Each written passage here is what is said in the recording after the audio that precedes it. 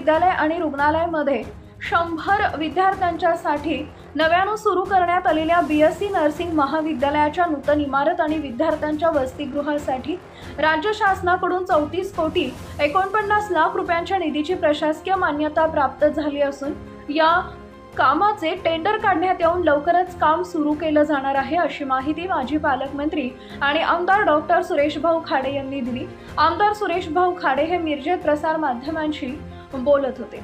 सन 2024 ते 25 या आर्थिक वर्षातील सांगली, मिरज आणि कुपवाड महानगरपालिका क्षेत्रातील वॉर्डनिहाय उद्घाटन संपन्न होत असून आज अखेर 3, 4, 5, 6 आणि 7 या वॉर्डातील एकूण 12 कोटी 32 लाख इतक्या रकमेच्या कामाचे उद्घाटन करण्यात आले आहे।